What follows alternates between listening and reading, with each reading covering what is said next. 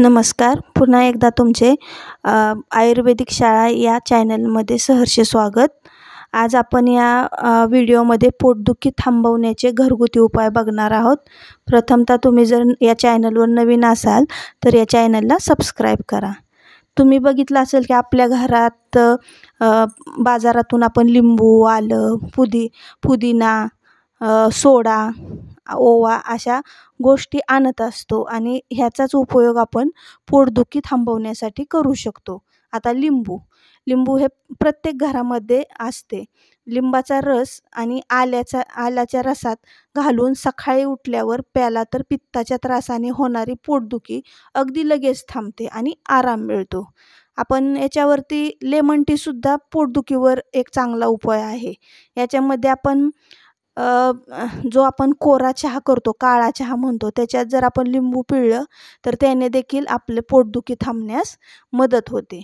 आता दुसरं असतं आपल्या घरात आल्याचा रस काढून त्याचा हलका मसाज पोटावरून केला तर पोटाचे दुखणे लगेच थांबते. आणि आल्याचा रस जर आपण लिंबाच्या रसासोबत घेतला तरीसुद्धा आपली पोटदुखी थांबते. आता पुदिना तर प्रत्येकाच्या भाजीपाल्यांमध्ये असतो. पुदिन्याचा उपयोगसुद्धा आपण पोटदुखीवर करू शकतो. पुदिन्याच्या औषधी गुणधर्मामुळे पोटदुखीवर बनवल्या जाणाऱ्या अनेक उपायांमध्ये पुदिन्याचा रस आपण वापरू शकतो. आता तिसरं म्हणजे सोडा, जे आपण पकोडे म्हणतो किंवा भजी तळण्यासाठी आपण कधीकधी सोडा वापरतो. त्याचासुद्धा आपण उपयोग पोटदुखीवर करू शकतो.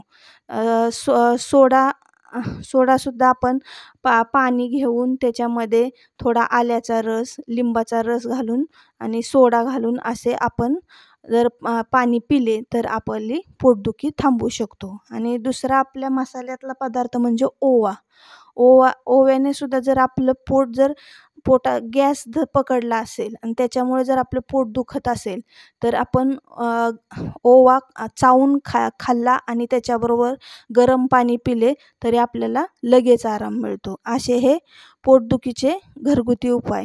जर तुम्हाला व्हिडिओ आवडला असेल तर व्हिडिओला लाईक करा, शेअर करा आणि सबस्क्राईब करा. धन्यवाद.